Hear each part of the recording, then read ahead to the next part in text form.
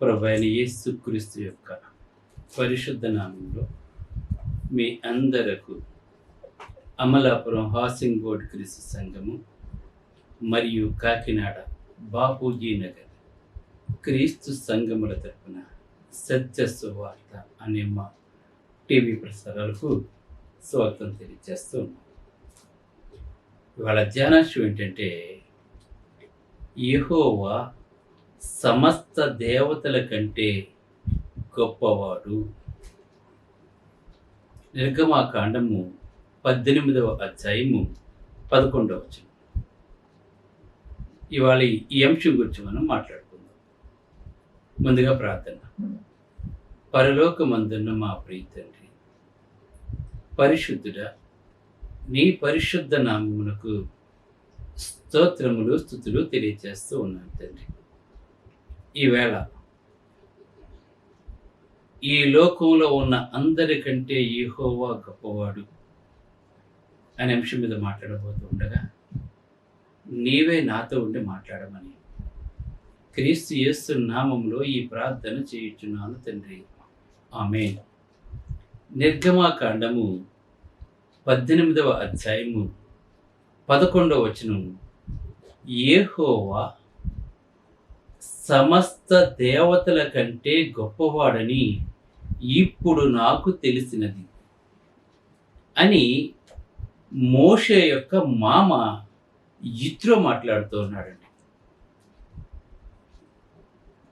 మోషే గురించి మనందరికీ తెలుసు. ఇశ్రాయేలు ప్రజల్ని పాలు తేళ్ల దేశంలోకి నడిపిస్తున్నటువంటి నాయకుడు. భూమి మీద ఉన్న వారందరికంటే కూడా మిక్కిలి సాత్వికుడు మోషే. దేవునితో ముఖాముఖిగా మాట్లాడినటువంటి వాడు మోషే. ఆ మోషే యొక్క మామ మాట్లాడుతాడు. ఎందుకు మాట్లాడుతున్నాడు అండి ఆయన అంటే, ఇశ్రాయేలు ప్రజలు ఐగుప్తులో జీవించినప్పుడు 430 సంవత్సరాలు దేవుడు వాళ్ళని ఐగుప్తు రాజుకి బానిసలుగా అప్పగించేశాడు. ఎందుకు తమ ప్రజలైనటువంటి ఇశ్రాయేలీయులను దేవుడు అన్యరాజు అయినటువంటి ఫరో చేతి కింద బానిసలుగా చేశాడు అంటే, దేవుడు మనకి సమస్తాన్ని దయచేస్తూ ఉన్నప్పుడు, చక్కటి ఆరోగ్యాన్ని మనకి ఇచ్చినప్పుడు, సృజించిన దేవుణ్ణి స్తుతించటం మానేసి, కృతజ్ఞత కలిగి ఉండటం మానేసి, వాళ్ళ దేవుణ్ణి విడిచిపెట్టేసి వాళ్ళ ఇష్టానుసారమైన జీవితాన్ని జీవిస్తూ ఉన్నప్పుడు దేవునికి కోపం వచ్చి వాళ్ళని 430 సంవత్సరాలు బానిసలుగా చేసేసాడండి. స్వతంత్రంగా బ్రతకవలసినటువంటి వారు సముద్రంలో ఇసుకని ఏ విధంగా అయితే లెక్క పెట్టలేమో, నీ సంతానాన్ని అలాగ చేస్తానని చెప్పి అబ్రహాముకి ఏ దేవుడైతే వాగ్దానం చేశాడో, ఆ ప్రజలు అబ్రహాము, ఇస్సాకు, యాకోబులకు ఉన్నంత విశ్వాసాన్ని కనపరచలేకపోవటం వల్ల, దేవుని విసర్జించినందువల్ల, దేవుని ఘనపరచనందువల్ల దేవుడు వారిని అత్యంత భయంకరమైన క్రూరమైన బానిసత్వానికి అప్పగించేశారండి.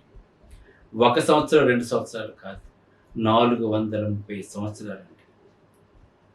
ఈవేళ నీవు కానీ నేను కానీ దేవుని చిత్తాన్ని నెరవేర్చకుండా, ఆ దేవునికి కృతజ్ఞతాస్తుతులు చెల్లించకుండా, సమస్త మహిమ ఘనత ప్రభావాల దేవునికి చెల్లించకుండా గనక నీవు ఉన్నట్లయితే, రేపు నీ స్థితి కూడా ఇంతకన్నా భయంకరంగా ఉంటుంది.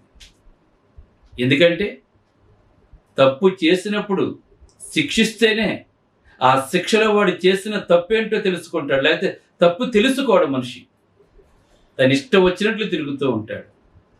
ఇంతవరకు స్వతంత్రులుగా జీవించారు, పాలకులుగా జీవించారు. దేవుడు వారికి సమస్తాన్ని దయచేశాడు. ఎప్పుడైతే మానవుడు ఆర్థికంగా అభివృద్ధి చెందుతూ ఉన్నాడో, పతనం అయిపోతూ ఉంటాడండి, గర్విష్ఠ అయిపోతూ ఉంటాడు. ఈ ప్రజలందరూ కూడా గర్విష్ఠులు అయిపోయినప్పుడు వాళ్ళ యొక్క గర్వాన్ని అణచటానికి అత్యంత భయంకరమైన బానిసలుగా అప్పగించేస్తాడు. అందుకే జీవము గల దేవుని చేతిలో పట్టు భయంకరం. ఆయన మనిషికి చాలా అవకాశాలు ఇచ్చిన తర్వాత ఆ మనిషి గనక మారకపోయినట్లయితే తప్పనిసరిగా శిక్షిస్తాడండి ఆయన. ఆయన చూస్తూ ఊరుకోడండి ఆయన. అప్పుడు వాళ్ళు 430 సంవత్సరాల బానిసత్వం నుంచి విడిపించమని దేవునికి మొర్ర పెట్టారండి, వాడు మారు మనసు పొందారండి వాడు. అప్పుడు దేవుడు మోషేను నాయకుడిగా పంపించాడు ఆ ప్రజల్ని విడిపించడానికి. మనం దేవునికి ప్రార్థన చేస్తాం, కానీ దేవుడు ఆ ప్రార్థన విని ఒక వ్యక్తిని మన దగ్గరికి పంపిస్తూ ఉంటాడు మన సమస్యను పరిష్కరించడానికి. వాళ్ళ యొక్క సమస్యను పరిష్కరించడానికి, వాళ్ళని అక్కడి నుంచి విడిపించడానికి దేవుడు మోషేను పంపించాడు. అప్పుడు మోషే ఇంతకుముందు అక్కడే పెరిగాడు గనక, అక్కడ అందరూ తెలుసు గనక మోషే వెళ్ళి నా ప్రజల్ని విడిపించే, మేము అరణ్యంలోకి వెళ్ళి మా దేవుని మేము ఆరాధించుకుంటాం అని చెప్పినప్పుడు ఫరో యెహోవా ఎవడు అని అడిగాడండి. యెహోవా ఎవడు అని అడిగినందుకు దేవుడు భయంకరమైన 10 తెగుళ్లను ఆ దేశం మీదకి పంపించాడండి. భయంకరమైన తెగుళ్ళండి. ఆ తెగుళ్ళతో ఐగుప్తు అంతా అల్లాడిపోయింది, తల్లడిల్లిపోయింది. తన ప్రథమ సంతానాన్ని పోగొట్టుకోవాల్సి వచ్చిందండి.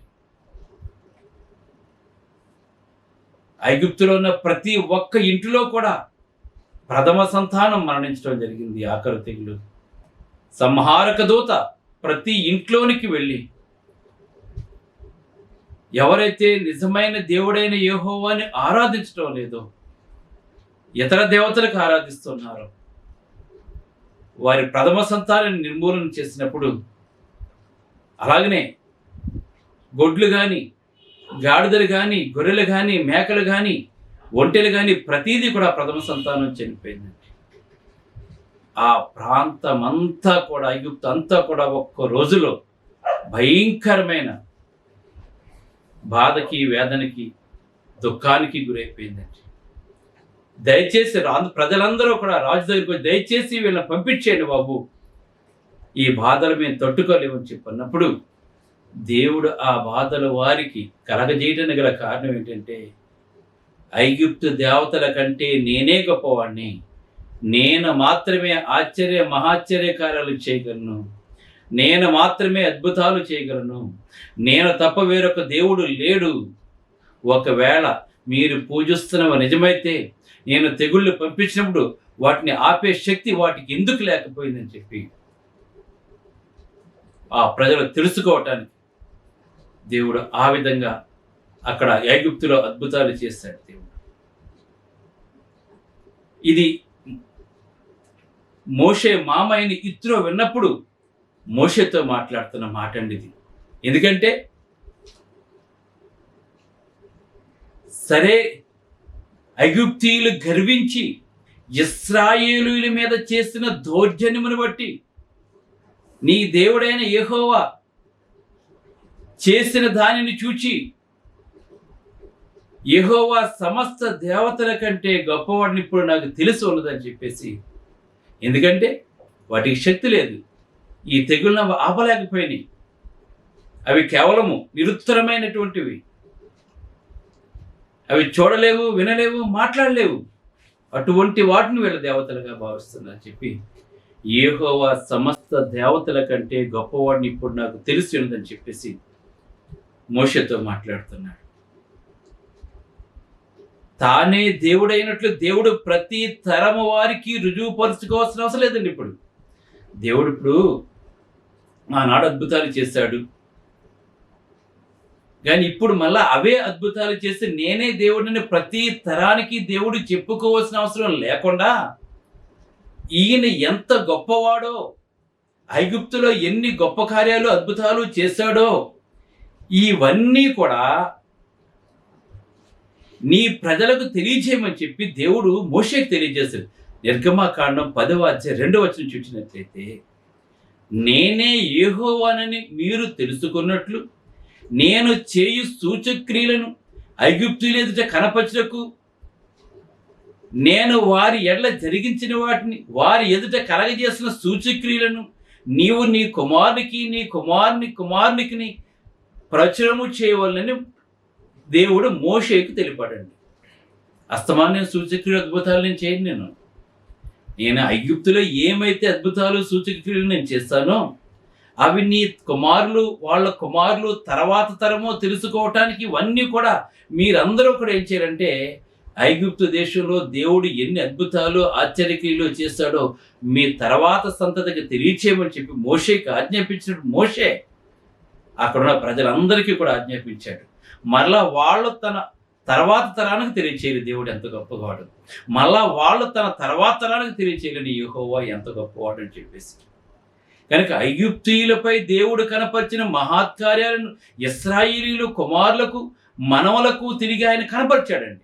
ఆయన అద్వితీయ సత్యదేవుడైనట్లు ఆయన ఒక తరములో చేసిన కార్యములను రాబో తరముల వారికి తెలియజేయవలసిన వారై ఉన్నారని చెప్పి ఆ ఇశ్రాయేలు ప్రజలకు దేవుడు తెలియజేశాడు. కనుక ఏం చేస్తున్నారు ఇప్పుడు వాళ్ళు? కొన్ని తరాలు గడిచిపోయిన తర్వాత వాళ్ళు ఐగుప్తులో చేసిన గొప్ప కార్యాల గురించి వాళ్ళ పితరులు వివరించారు కనుక వాళ్ళు కూడా దాన్ని నమ్మారండి. తర్వాత తరం కూడా వాళ్ళు చూడలేదు కానీ నమ్మారండి. అయితే ఇక్కడ న్యాయాధిపతుల గ్రంథము 6వ అధ్యాయం 13వ వచనం దగ్గరికి వచ్చినప్పుడు గిద్యోను మాట్లాడుతున్నాడు దేవదూతతో. గిద్యోను దేవదూతతో మాట్లాడుతాడు. దేవదూత ఒకరు వచ్చి గిద్యోనుతో మాట్లాడుతున్నాడు.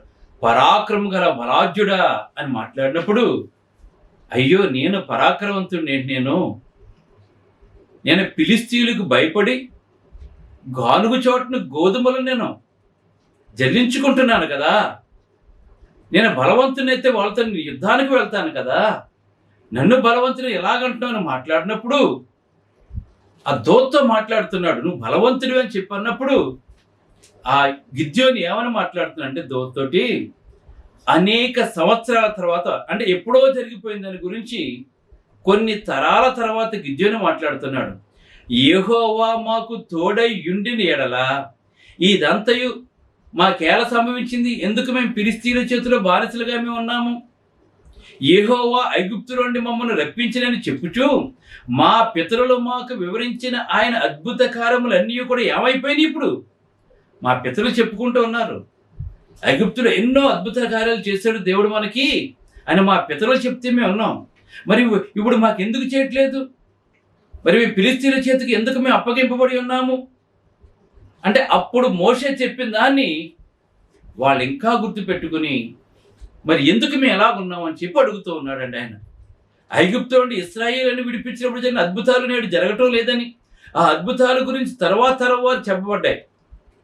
అలాగే అంటే వాళ్ళు మర్చిపోలేదండి. అలాగనే ప్రభువైన యేసుక్రీస్తు వారు కూడా యోహాను సువార్త 20వ అధ్యాయం 30-31లో ప్రభువు చేయగా అద్భుతాలు చూచిన వారు తర్వాత తరము వారి కొరకు రికార్డు చేయించారండి. అంటే యేసు ప్రభు వారు తన జీవిత కాలంలో ఎన్ని అద్భుతాలైతే చేయించాడో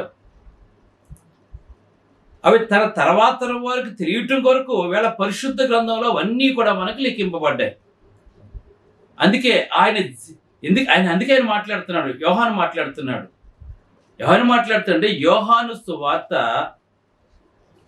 20వ అధ్యాయం కనుక మనం ఒకసారి చూసినట్లయితే ఇక్కడ ఆయన మాట్లాడుతుండే 20-30-31 వచనాలు చూసినట్లయితే, మరియు అనేకమైన ఇతర సూచక్రియలను యేసు తన శిష్యుల ఎదుట చేశాడు. అంటే యేసు ప్రభు వారు బతికొండగా ఆయన శిష్యుల ఎదుట అనేకమైన సూచక్రియలు చేశాను. అవి ఈ గ్రంథమందు వ్రాయబడి ఉండలేదు కానీ, అంటే చాలా మట్టుకు ఆదికాండం దగ్గర నుంచి మొదలుపెట్టి ప్రకటన గ్రంథం వరకు ఈ గ్రంథమందు వ్రాయబడలేదు కానీ యేసు దేవుని కుమారుడైన క్రీస్తు అని మీరు నమ్మునట్లు ఆయన నామమందు జీవం పొందినట్లు ఇవి వ్రాయబడి ఉండెను అని చెప్తున్నాడు ఇక్కడ మనకి. ఇవన్నీ ఎందుకు రాశారు? యేసు నిజంగా దేవుని కుమారుడని మనం నమ్మటానికి మనకి ఏవైతే అవసరమో అవి మాత్రమే మనకు తెలియజేసిన మాట్లాడుతూ 21వ అధ్యాయము యోహాను 25లో యేసు చేసిన కార్యములు ఇంకనూ అనేకములు కలవు, వాటిలో ప్రతిదానిని వివరించి వ్రాసిన యెడల అట్లు వ్రాయబడిన గ్రంథములకు భూలోకమైనను చాలదని నాకు తోచున్నదని మాట్లాడుతున్నాడు. చూసారా? ఇంకా యేసు ప్రభు ఏమైతే చెప్పాడో చేశాడో అవన్నీ కూడా రాయాలంటే నేను కానీ శిష్యులు కానీ ఈ భూలోకంలో ఉన్న ఏ గ్రంథాలు కూడా సరిపోవని చెప్పి, కనుక యేసుక్రీస్తు దేవుని కుమారుడని నమ్మటానికి మనకి ఏమైతే ఇంపార్టెంటో ఏమైతే ముఖ్యమైనవో అవి మాత్రమే రచించామని చెప్పి ఇక్కడ మనకు తెలియజేస్తున్నాడు. ఈవేళ మన ధ్యానాంశం ఏంటంటే యెహోవా సమస్త దేవతల కంటే గొప్పవాడు. ఆయన మాత్రమే మహాశ్చర్యకార్యాలు చేయగలిగినటువంటి వాడు. ఆయన ఇంకెవ్వరూ కూడా ఆయన చేసినటువంటి అద్భుతాలు ఆశ్చర్యకార్యాలు చేయలేరండి. ఎందుకంటే ఆయనే సమస్తాన్ని నిర్మించిన వాడు, ఆయనే ప్రపంచాన్ని నిర్మించినటువంటి వాడు. ఇంకా కనుక మనం చూసినట్లయితే ఒక ఉదాహరణ నేను మీకు తెలియజేస్తూ ఉంటాను. దానియేలు గ్రంథము 4వ అధ్యాయం మొత్తం కనుక మనం చదివినట్లయితే ఇక్కడ రాజైన నెబుకద్నెజరు పరిపాలనా కాలంలో ఏం జరిగింది ఇక్కడ తెలియజేస్తున్నాను. చూడండి. రాజు నెబుకద్నెజరు లోకమందు అంతటా నివసించు సకల జనులకును దేశస్థులకును ఆయా భాషలు మాట్లాడు వారికి ఇలాగూ సెలవిచ్చుచున్నాడు ఉందండి. ప్రపంచాన్ని పరిపాలించిన రాజులు బబులోను, నెబుకద్నెజరు, తర్వాత మాది పారసీక, తర్వాత గ్రీకు అలెగ్జాండర్, తర్వాత రోమా, ఇంచుమించు ప్రపంచంలో అత్యధికంగా భాగాల్ని వాళ్ళ పరిపాలన చేశారండి. వాళ్ళు అన్నీ కూడా వాళ్ళ అండలోనే ఉండేయండి. కనుక ప్రపంచంలో ఎన్ని దేశాలైతే పరిపాలన చేస్తున్నాడో నెబుకద్నెజరు అందుకే ఇక్కడ రాజుకు నెబుకద్నెజరు లోకమందంతటా నివసించు అంటే ఈ ప్రపంచాన్ని పరిపాలించినటువంటి వాడు బబులోను సామ్రాజ్యం. ఈ ప్రపంచాన్ని అప్పుడు జనాభా చాలా తక్కువ అప్పట్లోను. కనుక ఏం చెప్తారు ఇక్కడ? లోకమందంతటా నివసించు సకల జనులకును ఆయా దేశస్థులకును ఆయా భాషలు మాట్లాడే వారికి ఎలాగ తెలవండి చెప్పి ఆ ప్రపంచాన్ని పరిపాలించేటువంటి బబులోను రాజు అయినటువంటి నెబుకద్నెజరు ఏమని తెలియజేస్తున్నాడు అంటే, మీకు క్షేమాభివృద్ధి కలుగాకని మాట్లాడుతూ దేవుడైన యెహోవా ఎంత గొప్పవాడో ఆయన తెలియజేస్తాడు. ఇంతకు ముందు ఆయన దేవుడైన యెహోవాని నమ్ముకున్నవాడు కాదని ఆయన, కానీ ఆయన చెప్తున్నాడు, ఆ రాజు చెప్తున్నాడు. ఏమని చెప్తున్నాడు అంటే, మహోన్నతుడు దేవుడు నా ఎడల చేసిన అద్భుతములను సూచక క్రియలను మీకు తెలియజేయటకు నాకు మనసు కలిగిందని మాట్లాడుతున్నానండి. నేను పూజించే దేవుళ్ళు కానీ దేవతలు కానీ నా జీవితంలో ఎటువంటి అద్భుతాలు మహత్కార్యాలు చేయలేదు, కానీ మహోన్నతుడు దేవుడని యెహోవా నా ఎడల చేసిన అద్భుతములను సూచక్రియలను మీకు తెలియజేయటకు నాకు మనసు కలిగిందని చెప్పి ఆయన సూచక క్రియలు ఎంతో బ్రహ్మాండమైనవండి. ఎందుకంటే యెహోవా సమస్త దేవతల కంటే గొప్పవాడు కనుక ఆయన మాత్రమే చేయగలరండి ఏ గొప్ప కార్యమైనా సరే. ఇది ప్రపంచంలో ఉన్న ప్రతి ఒక్కడు తెలుసుకుని తీరవలసిందే. నువ్వు నమ్మకపో అంతే. యెహోవా భూమి మీద ఉన్న సమస్త దేవతల కంటే గొప్పవాడండి ఆయన. ఇక్కడ ప్రపంచాన్ని పరిపాలించినటువంటి రాజు ఒప్పుకున్న సంగతి అండి ఇది. ఆయా దేశాలకు చాటిస్తున్న సంగతి అండి ఇది. ఇక చూడండి, ఇంకైతే తెలుసు ఆయన సూచకులు ఎంతో బ్రహ్మాండమైనవి, ఆయన అద్భుతములు ఎంతో ఘనమైనవి, ఆయన చేసిన అద్భుతాలు ఎంతో ఘనమైనవి. ఆయన రాజ్యము శాశ్వత రాజ్యం అండి. దేవుడు పరిపాలిస్తున్న రాజ్యం శాశ్వత రాజ్యం అండి. ఆయన ఆధిపత్యము తరతరాలో నిలిచిపోద్దని చెప్తున్నాడు అండి. నువ్వు నమ్మకపో, ఆయన ఆధిపత్యం ఎప్పటి వరకు ఉంటుంది? తరతరాలు కూడా ఉంటుందండి అని మాట్లాడుతూ ఎందుకు ఇలాగ మాట్లాడుతున్నాడంటే, ఈయన శుభ్రంగా చాలా అంతా ప్రశాంతంగానే ఉంది, పరిపాలన బాగుంది, అంతా ప్రశాంతంగానే ఉందండి. ఆయన శుభ్రంగా పడకల మీదకి వెళ్ళి పడుకున్నప్పుడు ఆయనకు ఒక కళ వచ్చిందండి. ఆ కళ తర్వాత ఆయనకు కొంచెం భయం కలిగిందండి ఆయనకి. ఆ కళ ఏంటంటే తెలియజేస్తాను మనకి ఇక్కడ. ఏంటంటే, నేను పడక 4:10 నేను పడక మీద పరుండి ఉండగా నాకు దర్శనం నేను చూడగా భూమి మధ్యన మిగులు ఎత్తుగల ఒక చెట్టు కనపడిందండి. భూమి మధ్యన అంటే ఈ గ్లోబ్ చూస్తే ఆ గ్లోబుకి మధ్యన, అంటే భూమికి మధ్యన ఏం జరిగిందట, ఒక ఎత్తైన చెట్టు కనబడింది. ఆ చెట్టు వృద్ధి పొంది బ్రహ్మాండమైనది అయింది. దాని పైకొమ్మలు ఆకాశమునంటున్నంత ఎత్తుగా వెళ్ళిపోయి దాని ఆకారము భూతలం అంత విశాలంగా ఉందండి. అంతే భూమిని అంతటినీ పట్టేస్తుంది చెట్టు. ఆకాశం అంత ఎత్తు అయిపోయింది, దాని కొమ్మలు భూమితలం అంతా కూడా వ్యాపించేసినాయండి. దాని ఆకులు సొగసుగాను దాని పండ్లు విస్తారంగాను ఉన్నాయి. ఆకులు చాలా బాగున్నాయి, పండ్లు విస్తారం కనబడ, అందులో సమస్త జీవకోట్లకు చాలంత ఆహారం ఉందండి అక్కడ ఆ చెట్టుకి. దాని నీడను అడవి జంతువులు పండుకుంటున్నాయి, దాని కొమ్మల్లో ఆకాశ పక్షులు కూర్చుంటున్నాయి, సకల మనుషులకు చాలంత ఆహారం దానికి ఉండెను. అయితే ఏం జరిగిందండి, జాగరూకుడు అక్కడ ఒక పరిశుద్ధుడు ఆకాశుడు దిగి వచ్చి ఇలా బిగ్గరగా చెప్పాడు, ఆ చెట్టును నరికేసి దాని కొమ్మలు కొట్టేసి దాని ఆకులు తీసివేసి దాని పండ్లను పారవేయడి, పశువులను దాని నీడ నుండి తోలవేయడి, పక్షులను దాని కొమ్మ నుండి ఎగరగొట్టడి. అయితే అది మంచునకు తడిసి పశువుల వలె పచ్చికలో నివసించినట్లు దాని మొద్దును మాత్రం ఏం చేస్తారంటే, చెట్టు నరికేడు కానీ మొద్దును మాత్రం ఏం చేస్తారంటే ఇనుము ఇత్తడి కలిసిన కట్లతో కట్టించి పొలంలో గడ్డి పాలగునట్లు దాని భూమిలో పెట్టేయమని చెప్పాడండి. ఈయన దానియేలుని పిలవకముందు ఈయన ఏం చేశాడు, బబులోను జ్ఞానులందరినీ పిలిచాడు, సగునుగాండ్రను పిలిచాడు, గాడి విద్య గలవారిని పిలిచాడు, కల్దీయులను పిలిచాడు, జ్యోతిష్కులను పిలిచాడు. వాళ్ళందరూ వచ్చారు, ఆ కలభావం చెప్పలేకపోయారండి వాళ్ళు. అయితే అప్పుడు దానియేలు వచ్చాడండి, దేవుని ఆత్మ కలిగినటువంటి వాడు, జీవం గల దేవుడని యెహోవాను ప్రేమిస్తున్నాడు. వచ్చినప్పుడు, రాజా ఆ చెట్టుకి సాదృశ్యం ఎవరంటే మీరు, మీ రాజ్యము ప్రపంచం అంతా వ్యాపించి సస్యశ్యామలంగా ఉంది. అయితే మీరేంటంటే ఒక్కోనొక దినాన్న మీరేం చేస్తారంటే మీరు గర్వంగా ప్రవర్తిస్తారు. తత్ఫలితంగా మీరు ఏమైపోతారంటే మీరు అడవుల పాలైపోతారు.